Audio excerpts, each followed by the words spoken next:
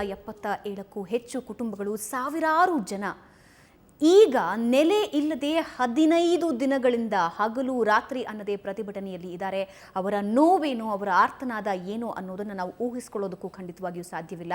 ಆದರೆ ಜನಪ್ರತಿನಿಧಿಗಳು ಇನ್ನು 1 ವರ್ಷ ಆದಮೇಲೆ ನೋಡಿ, ಇಂತಹ ಯಾವುದೇ ಸಮಸ್ಯೆ ಬಂದರೂ ಕೂಡ ಗುಂಪು ಕಟ್ಕೊಂಡು ಹೋಗ್ತಾರೆ. ಯಾಕೆಂದರೆ ಇನ್ನೊಂದು 6 ತಿಂಗಳಲ್ಲಿ ಎಲೆಕ್ಷನ್ ರೆಡಿ ಆಗಿರುತ್ತೆ, ಅವರೆಲ್ಲರ ಓಟ್ ಬೇಕಾಗುತ್ತೆ. ಆದರೆ ಈಗ ಬಹುಶಃ ಎಲೆಕ್ಷನ್ ತುಂಬ ದೂರ ಇದೆ, ಹಾಗಾಗಿ ಬೇರೆಯವರ ಮದುವೆ ಅಟೆಂಡ್ ಮಾಡೋದ್ರಲ್ಲಿ ಎಲ್ಲರೂ ಬ್ಯುಸಿ ಆಗಿದ್ದಾರೆ. ಸಿದ್ದರಾಜು ಅವರೇ, 6,80,000 ಅಲ್ಲಿನ ಅಧಿಕಾರಿಗಳು ಕಿತ್ಕೊಂಡು ಹೋಗಿದ್ದಾರೆ, ದಿನವೂ ಕಲೆಕ್ಟ್ ಮಾಡ್ಕೊಂಡು ಹೋಗಿದ್ದಾರೆ. ಮಾನ ಮರ್ಯಾದೆ ಇದೆಯೇನ್ರಿ ಇವರಿಗೆ? ಖಂಡಿತವಾಗ್ಲೂ ಅವರಿಗೆ ಮಾನ ಮರ್ಯಾದೆ ಅನ್ನುವಂಥದ್ದು ಇಲ್ಲವೇ ಇಲ್ಲ. ಯಾಕೆ ಅನ್ನುವಂಥದ್ದಾದರೆ, ಇವತ್ತು ಆದಿವಾಸಿ ಜನಾಂಗದ ಮೇಲೆ ಏನು ಹಲ್ಲೆ ನಡೆಸಿದ್ದಾರೆ, ಇದಕ್ಕೆ ನಾವು ಆಕ್ರೋಶ ವ್ಯಕ್ತಪಡಿಸ್ತೀವಿ ಮತ್ತು ತೀವ್ರ ರೀತಿಯ ಹೋರಾಟವನ್ನು ಮಾಡ್ತೀವಿ ಅನ್ನೋದು ಒಂದು. ಈ ಅಧಿಕಾರಿಗಳು ಏಕಾಏಕಿ ಆ ಹಾಡಿಗೆ ನುಗ್ಗಿ ಒಕ್ಕಲೆಬ್ಬಿಸುವಂಥ ಅಧಿಕಾರ ಮೊದಲು ಯಾರು ಕೊಟ್ಟರು ಅದು ಗೊತ್ತಾಗಬೇಕು. ಆದರೆ ಆ ಮೂಲ ನಿವಾಸಿಗಳು, ಅರಣ್ಯವಾಸಿಗಳು ಮೂಲ ನಿವಾಸಿಗಳಂತ ಹೇಳ್ತಾರೆ. ಅಂಥವ್ರಿಗೆ ಇವತ್ತು ರಕ್ಷಣೆ ಮಾಡ್ದಂತಾನೆ, ಅಂಥವ್ರಿಗೆ ನಿವೇಶನ ಕೊಡ್ದಂತಾನೆ, ಅಂಥವ್ರಿಗೆ ಹಕ್ಕು ಕೊಡ್ದಂತಾನೆ ಇವತ್ತು ಶತಮಾನಗಳಿಂದ ವಂಚನೆಗೊಳಪಡ್ತಾ ಇರುವಂಥ ಒಂದು ಶೋಷಿತ ಹಿಂದುಳಿದ ವರ್ಗದ ಆದಿವಾಸಿ ಜನಾಂಗ ಏನಿದ್ದಾರೆ, ಇವರಿಗೆ ಎಲ್ಲ ರೀತಿಯ ಸೌಲಭ್ಯಗಳನ್ನು ಮಾಡಬೇಕಂತ ಅರಣ್ಯ ಕಾಯ್ದೆ ಹೇಳುತ್ತೆ ಮತ್ತು ಸಂವಿಧಾನ ಆ್ಯಕ್ಟ್ ಹೇಳುತ್ತೆ. ಇವೆಲ್ಲವೂ ಕೂಡ ಇದ್ದರೂ ಕೂಡ ಕಾನೂನುಗಳೆಲ್ಲ ಎಲ್ಲಿ ಹೋಗ್ತು? ಆ ಕಾನೂನುಗಳು ಏನಾಗಿದೆ? ಆ ಕಾನೂನುಗಳು ಅವ್ರಿಗೆ ಜಾರಿ ಆಗದೇ ಇದ್ದರೆ ಅಂಥ ಕಾನೂನುಗಳನ್ನ ಸುಟ್ಟಾಕಬೇಕು. ಯಾರಿಗಿರೋದು ಇವತ್ತು ಕಾನೂನು? ಬಲ್ಲಾಢ್ಯರಿಗಿದೆ, ಭೂಗಳ್ಳರಿಗಿದೆ, ದೊಡ್ಡ ದೊಡ್ಡ ರಾಜಕಾರಣಿಗಳಿದೆ. ಅಲ್ಲ, ಕಾನೂನುಗಳೇ ಬದಲಾಗಿ ಹೋಗುತ್ತವೆ ಅವ್ರ ವಿಷಯಕ್ಕೆ ಬರೋದಾದ್ರೆ. ಕಾನೂನುಗಳೇ ಉಲ್ಟಾ. ಈ ಕಾನೂನುಗಳು ಬಡವರಿಗೆ ಮೇಲೆ ಪ್ರಯೋಗ ಆಗುತ್ತೆ ಹೊರತು ಶ್ರೀಮಂತರ ಮೇಲೆ ಯಾವುದೇ ರೀತಿ ಪ್ರಯೋಗ ಆಗಲ್ಲ. ಅವ್ರನ್ನ ಸೇಫ್ ಮಾಡುತ್ತೆ. ಮತ್ತು ಈ ಅಧಿಕಾರಿಗಳು ಏನು 300 ಜನ CRPF ಪೊಲೀಸ್ನವರು ಸೇರಿದಂತಾನೆ ಮತ್ತು ಉಪವಿಭಾಗಾಧಿಕಾರಿ ಮತ್ತು ತಹಸೀಲ್ದಾರು ಮತ್ತು ಇನ್ನೊಬ್ಬರು ಲೇಡಿ, ಇವ್ರು 3 ಜನನು ಸೇರಿದಂತೆ ಒಂದು ಅಟ್ಯಾಕ್ ಮಾಡಿದ್ರಲ್ಲ, ನಿಜವಾಗ್ಲೂ ಅವರು ಪುಂಡ್ರು ರೌಡಿಗಳ ರೀತಿಯಲ್ಲಿ ಅವ್ರನ್ನ ಹೊಡೆದು ಬೆತ್ತಲಾಗಿ ಅಂಗಲಾಚಿ, ಅಯ್ಯೋ ನಮ್ಮನ್ನು ಹೊಡಿಬೇಡಿ, ನಾವು ಇಲ್ಲಿ ವಾಸ ಮಾಡ್ತಿದ್ದೀವಿ, ನಮಗೆ ರಕ್ಷಣೆ ಕೊಡಿ, ನಮ್ಮ ದಯವಿಟ್ಟು ಹೊಡಿಬೇಡಿ ಅಂತ ಕೈ ಮುಗಿದ್ರು ಕೂಡ ಬೆತ್ತಲಾಗಿರುವಂಥವ್ರನ್ನ ಓಡಿಸ್ಕೊಂಡು ಹೋಗಿ ಹೊಡೆದ್ರು. ನಾವೆಂಥ ಸಮಾಜದಲ್ಲಿದ್ದೀವಿ ಇವತ್ತಿನ ದಿನ? ನಾವು ಈ ಪ್ರಜಾಪ್ರಭುತ್ವ ವ್ಯವಸ್ಥೆನೇ ಇದು. ಖಂಡಿತವಾಗ್ಲೂ ಇದು ಪ್ರಜಾಪ್ರಭುತ್ವ ವ್ಯವಸ್ಥೆ ಅಲ್ಲ. ಮತ್ತು 2 ಮಕ್ಕಳು ಬೆಳಗಿನ ಜಾವದಲ್ಲಿ ಮಕ್ಕಳು ಮಲಗಿದ್ದಾರೆ, JCB ತಗೊಂಡೋಗಿ ಹಂಗೆ ನಾಟಿ ಅವ್ರನ್ನ ಮೇಲೆತ್ತಾಗ ಮಕ್ಕಳು ಅಂತ ಬಾಯಿ ಬಡ್ಕೊಂಡಾಗ ಆ ಮಕ್ಕಳನ್ನ ಹಂಗೆ ಕೆಳಗಡೆ ಬಿಟ್ಟಿದ್ದಾರೆ.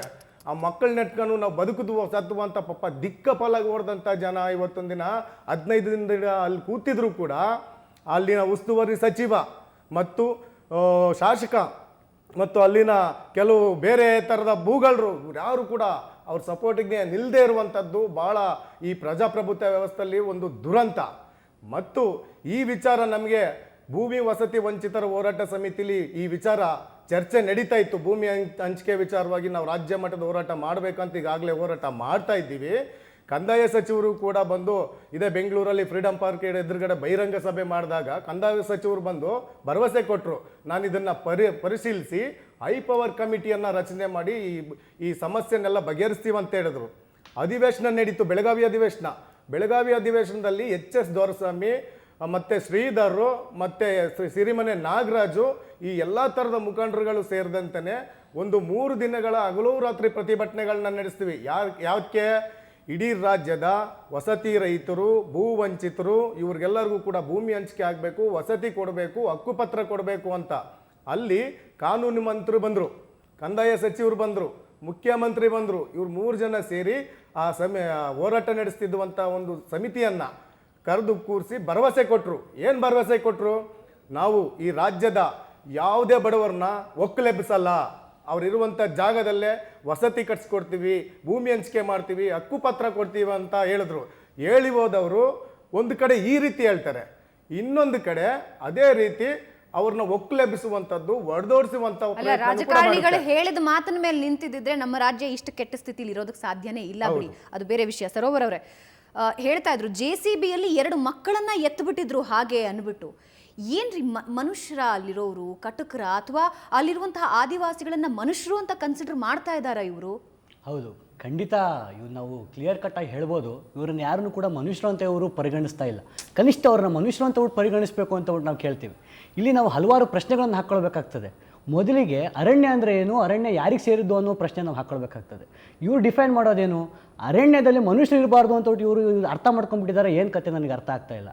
2006 ಫಾರೆಸ್ಟ್ ಆ್ಯಕ್ಟ್ ಏನು ಹೇಳ್ತದೆ, 2006 ಫಾರೆಸ್ಟ್ ಆ್ಯಕ್ಟ್ ಏನು ಹೇಳ್ತದೆ, ಈ ಅರಣ್ಯ ಯಾರಿಗೆ ಸೇರಿರ್ತಕ್ಕಂಥದ್ದು, ಅರಣ್ಯ ಅಲ್ಲಿರ್ತಕ್ಕಂಥ ಗಿಡ ಮರ ಬಳ್ಳಿ ಪ್ರಾಣಿ ಪಕ್ಷಿ ಮತ್ತು ಮನುಷ್ಯರಿಗೂ ಕೂಡ ಅದು ಸೇರಿರ್ತಕ್ಕಂಥದ್ದು. ಅದಕ್ಕೋಸ್ಕರನೇ ನಾವು ಅಲ್ಲಿ ಮೇಯ್ನಾಗಿ ಯಾರನ್ನು ನೋಡಬೇಕು, ನಾವು ಮನುಷ್ಯ ಜೀವಿಯಾಗಿ ಅಲ್ಲಿರ್ತಕ್ಕಂಥ ಮನುಷ್ಯರನ್ನು ನೋಡಬೇಕಾಗ್ತದೆ. ಆ ಮನುಷ್ಯರಿಗೆ ಅಲ್ಲಿ ಬದುಕಲಿಕ್ಕೆ ಹಕ್ಕಿದೆ ಅಂತಕ್ಕಂಥದ್ದನ್ನು 2006 ಫಾರೆಸ್ಟ್ ಆ್ಯಕ್ಟ್ ಹೇಳ್ತದೆ. ಅವರು 2006 ಫಾರೆಸ್ಟ್ ಆ್ಯಕ್ಟ್ ಕ್ಲಿಯರಾಗಿ ಹೇಳ್ತಾ ಇದೆ. ಅವ್ರು ಕಂದಾಯ ಭೂಮಿ ಬಗ್ಗೆ ಮಾತಾಡ್ತಾ ಇಲ್ಲ. ಅಲ್ಲಿರ್ತಕ್ಕಂಥ ಆದಿವಾಸಿಗಳಿಗೆ ಕಾಡಿನಲ್ಲೇ ಬದುಕಬೇಕು ಅಂತಕ್ಕಂಥದ್ದನ್ನು, ಅವರಿಗೆ ಬದುಕುವ ಹಕ್ಕನ್ನು ಕೊಡಬೇಕು, ಅವರಲ್ಲಿ ಬದುಕಲಿಕ್ಕೆ ರೈಟ್ ಇದೆ ಅನ್ನೋದನ್ನ ಹೇಳ್ತದೆ. ಎಕ್ಸಾಕ್ಟ್ಲಿ ಆ ಬದುಕೋ ಹಕ್ಕನ್ನೇ ಕಸಿದುಕೊಳ್ಳಾಗ್ತಾ ಇದೆ ಇಲ್ಲಿ. ಖಂಡಿತ ಬದುಕುವ ಹಕ್ಕನ್ನು ಅವರು ಇವತ್ತು ಕಿತ್ಕೊಂಡಿದ್ದಾರೆ. ಅದಕ್ಕೋಸ್ಕರ ಅಲ್ಲಿ ಏನು ನಡೀತಾ ಇದೆ ಇವತ್ತು ಅವ್ರು ಕೇಳ್ತಾ ಇರೋದೇನು, ನಿನ್ನೆ ಅವ್ರು ಮಾತಾಡ್ತಿರೋದು ನೋಡಿದರೆ ನಿಜವಾಗ್ಲೂ ನಾವು ಹೋರಾಟದಿಂದ ಬಂದಿದ್ದೀವಿ. ಆ ಹೋರಾಟದಲ್ಲಿ ಯಾರೂ ಕೂಡ ಹತ್ತಿರೋರೇ ಇಲ್ಲ. ಎಲ್ಲರ ಕಣ್ಣಲ್ಲೂ ಕೂಡ ನೀರು. ಅಷ್ಟು ಅವರ ಆಕ್ರೋಶ ಭರಿತವಾಗಿ, ಅಷ್ಟು ನೋವು ಭರಿತವಾಗಿ ಅವರು ಮಾತನಾಡ್ತಾ ಇದ್ದಾರೆ. ಅವ್ರು ಯಾರು ಇಲ್ಲ ಅಂತ ಅಂದ್ಕೊಂಡ್ಬಿಟ್ಟಿದ್ದಾರೆ. ನಾವು ವಿದ್ಯಾರ್ಥಿ ಸಂಘಟನೆಯಾಗಿ ನಾವು ಈ ಮೂಲಕ ನಾವು ಕರ್ನಾಟಕ ಸರ್ಕಾರಕ್ಕೆ ಎಚ್ಚರಿಕೆಯನ್ನು ಕೊಡ್ತೇವೆ. ನಾವು ವಿದ್ಯಾರ್ಥಿಗಳಂದರೆ ನೀವೆಲ್ಲ ಕಾಲೇಜ್ನಲ್ಲಿ ಕೂತು ಅಥವಾ ಸಾಮಾಜಿಕ ಜಾಲತಾಣಗಳಲ್ಲಿ ಮುಳುಗೋಗಿರತಕ್ಕಂಥ ವಿದ್ಯಾರ್ಥಿಗಳು ಅಂತ ನೀವು ಪರಿಗಣಿಸಬಾರ್ದು. ನಾವು ಈ ಆದಿವಾಸಿಗಳ ಪರವಾಗಿ ನಾವು ನಿಲ್ತೇವೆ. ಆದಿವಾಸಿಗಳ ಪರವಾಗಿ ಇಡೀ ಸಮಾಜ ನಿಲ್ಲಬೇಕಾಗುತ್ತೆ. ಕೇವಲ ಒಂದು ಸಂಘಟನೆ ಅಲ್ಲ, ಒಂದು NGO ಅಲ್ಲ, ಒಂದು ವಿಭಾಗ ಅಲ್ಲ, ಇಡೀ ಸಮಾಜ ನಿಲ್ಲಬೇಕಾಗುತ್ತೆ. 3,000ಕ್ಕೂ ಹೆಚ್ಚು ಜನ, 577 ಕುಟುಂಬಗಳು, ಮಕ್ಕಳು, ಮಹಿಳೆಯರು, ವೃದ್ಧರು ಎಲ್ಲರೂ ಪಡಬಾರದ ಪಾಡು ಪಡ್ತಾ ಇದ್ದಾರೆ 15 ದಿನದಿಂದ. ಅಪ್ಪಚ್ಚು ರಂಜನ್ ಅವರಿಗೆ ನಾವು ಕರೆ ಮಾಡಿ ಮಾತನಾಡಿ ಅನ್ನುವಂತಹ ಮಾತನ್ನ ಹೇಳಿದ್ವಿ. ಆದರೆ ಅವ್ರು ಹೇಳಿದ್ರು ನಾವು ಮ್ಯಾರೇಜಲ್ಲಿ ಬ್ಯುಸಿ ಇದ್ದೀವಿ, ಅದಾದ ನಂತರ ನಾವು ಇದ್ರ ಬಗ್ಗೆ ರಿಯಾಕ್ಟ್ ಮಾಡ್ತೀವಿ ಅಂತ. ಆ ಮದುವೆ ಸಮಾರಂಭದಲ್ಲಿ ಯಾವೆಲ್ಲ ಮುಖಂಡರು ಭಾಗಿಯಾಗಿದ್ದಾರೆ ಅನ್ನೋದನ್ನ ನಾವು ನಿಮಗೆ ತೋರಿಸ್ತಾ ಇದ್ದೀವಿ. ಯಾವ ರೀತಿ ಮದುವೆ ಸಂಭ್ರಮದಲ್ಲಿ ಎಲ್ಲರೂ ಬ್ಯುಸಿ ಆಗಿದ್ದಾರೆ ಅಂದರೆ. ಆದರೆ ನೆನಪಿರಲಿ, 15 ದಿನದಿಂದ ಸರಿಯಾಗಿ ಊಟ ಇಲ್ಲದೆ, ವಸತಿ ಇಲ್ಲದೆ, ನಿಲ್ಲೋದಕ್ಕೆ ಸೂರಿಲ್ಲದೆ ಒದ್ದಾಡ್ತಾ ಇರುವಂತಹ ಆ ಮಕ್ಕಳು, ಆ ಮಹಿಳೆಯರು, ಆ ವೃದ್ಧರ ನೋವನ್ನು ಕೇಳಿಸ್ಕೊಳ್ಳೋದಕ್ಕೆ ಈ ರಾಜಕಾರಣಿಗಳ ಬಳಿ ಯಾವುದೇ ಸಮಯ ಇಲ್ಲ ಅನ್ನೋದು. ಚೇತನ್ ಅವರೇ, ನಾನು ಈಗಾಗಲೇ ಹೇಳ್ತಿದ್ದೆ, ಅಂದರೆ ಅವ್ರನ್ನ ಮನುಷ್ಯರಾಗಿ ಪರಿಗಣಿಸಿದ್ರ ಅಂತ. ಇಡೀ ಗುಡಿಸಲುಗಳನ್ನು ಎತ್ತುತ್ತಾ ಇದ್ರು. ಮಕ್ಕಳು JCBಯಲ್ಲಿ, 2 ಮಕ್ಕಳು JCBಯಲ್ಲಿ ಸಿಕ್ಕಾಕೊಂಡಿದ್ರು. ಅದಾದ ನಂತರ ಇಳಿಸಿದ್ರು. ಆ ರಾತ್ರಿ ಬೆಳಗಿನ ಜಾವ ಕತ್ತಲಲ್ಲಿ ಹೊಡೆದು ಓಡಿಸ್ತಾ ಇದ್ದಾರೆ. ಅಂದರೆ ಇವರು ಪ್ರಾಣಿಗಳಂತಾದರೂ ಕನ್ಸಿಡರ್ ಮಾಡಿದ್ರ ಅಂತ. ಯಾವ ಹಕ್ಕಿನ ಮೇಲೆ, ಯಾವ ಅಧಿಕಾರದ ಮೇಲೆ ಈ ರೀತಿಯ ಕೆಲಸಗಳನ್ನು ಮಾಡ್ತಾರೆ?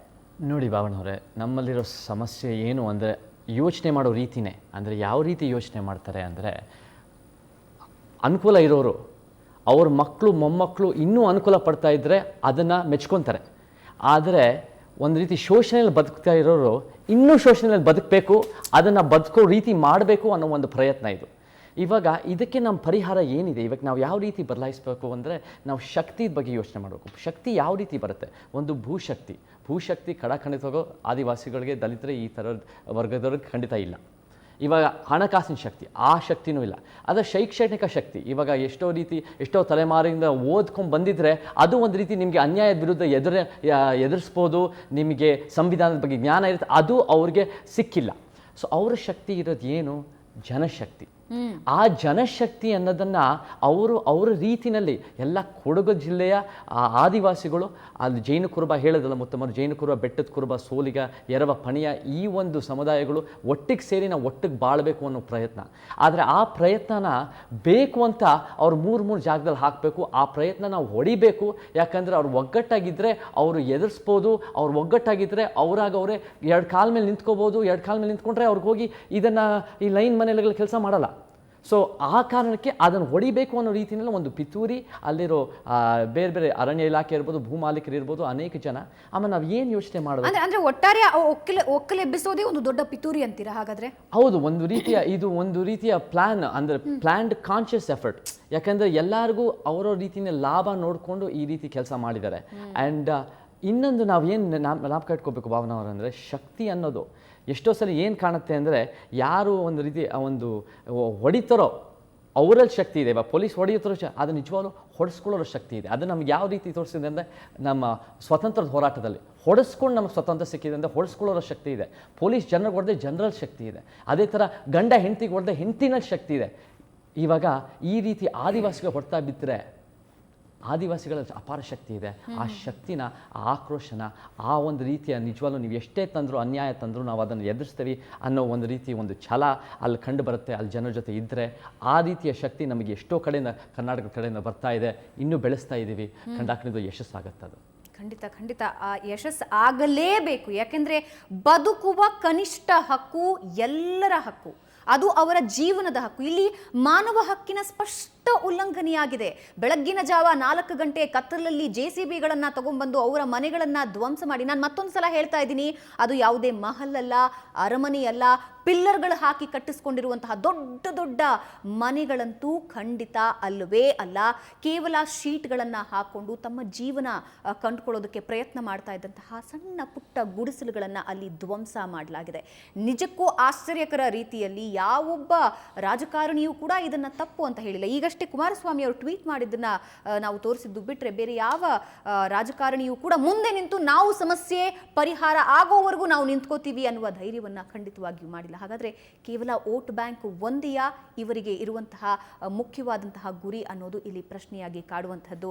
ಮುತ್ತಮ್ಮ ಅವರು ನಮ್ಮ ಜೊತೆ ಹೋರಾಟದ ಅವರ ನೋವನ್ನು ಅವರು ಮಾತುಗಳಲ್ಲಿ ಹೇಳ್ಕೊಳ್ತಾ ಇದ್ರು. ಯಾವ ರೀತಿ ಬೆತ್ತಲೆ ಹೋರಾಟ ಮಾಡಬೇಕಾದಂತಹ ಅನಿವಾರ್ಯತೆ, ಮಕ್ಕಳನ್ನ ಹಿಡ್ಕೊಂಡು ಆ ಚಳಿಯಲ್ಲಿ, ಆ ಮಳೆಯಲ್ಲಿ, ಆ ಗಾಳಿಯಲ್ಲಿ ಕೂತು 15 ದಿನದಿಂದ ಹೋರಾಟ ಮಾಡಬೇಕಾದಂತಹ ದುಸ್ಥಿತಿ ಅಂತ. ಮುತ್ತಮ್ಮ ಅವರೇ, ಈಗ ಇದುವರೆಗೂ ಯಾವ ರಾಜಕಾರಣಿಯೂ ಕೂಡ ಮುಂದೆ ನಿಂತು ನಾವು ಇದು ಕ್ಲಿಯರ್ ಆಗೋವರೆಗೂ, ನಿಮಗೊಂದು ನೆಲೆ ಸಿಗೋವರೆಗೂ ನಾವು ಕೂತ್ಕೋತೀವಿ ಅನ್ನುವ ಧೈರ್ಯ ಮಾಡಿಲ್ಲ, ಅಥವಾ ಆ ಒಂದು ಪ್ರೇರಣೆಯಿಂದ ಕೂತಿಲ್ಲ ಅಲ್ಲಿ. ಅಂದರೆ ಈಗ ಓಟ್, ನಾನು ಈಗಾಗಲೇ ಹೇಳಿದೆ, 1.5 ವರ್ಷದ ನಂತರದ ಕಂಡೀಷನ್ ಆಗಿದ್ರೆ ಬಹುಶಃ ವ್ಯವಸ್ಥೆ ಬದಲಾಗ್ತಾ ಇತ್ತು, ಚಿತ್ರಣ ಬದಲಾಗ್ತಾ ಇತ್ತು. ಯಾಕಂದರೆ ವೋಟ್ ಬ್ಯಾಂಕ್ ಇತ್ತು. ಆದರೆ ಈಗ ರಾಜಕಾರಣಿಗಳ ಹತ್ರ ಸಮಯ ಇಲ್ಲ.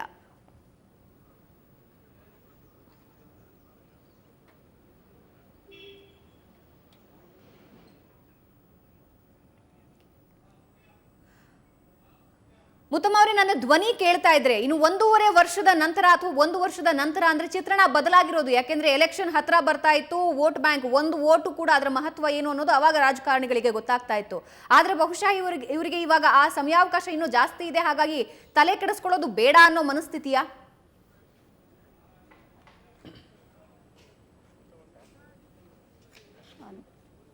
ಹಲೋ, ಇಲ್ಲ, ಮುತ್ತಮ್ಮ ಅವ್ರನ್ನ ಸಂಪರ್ಕಿಸೋದಕ್ಕೆ ಸಾಧ್ಯವಾಗ್ತಾ ಇಲ್ಲ. ಮತ್ತೊಂದು ಸಲ ನಾವು ಅವ್ರ ಜೊತೆ ಮಾತನಾಡ್ತೀವಿ. ಹಾಗಾದ್ರೆ ಪರಿಹಾರ ಏನು?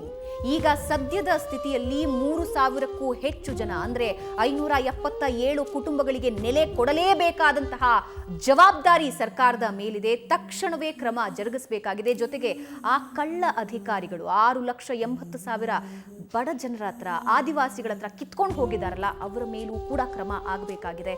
ಮುಂದಾಗಬೇಕಾಗಿರೋದು ಏನು?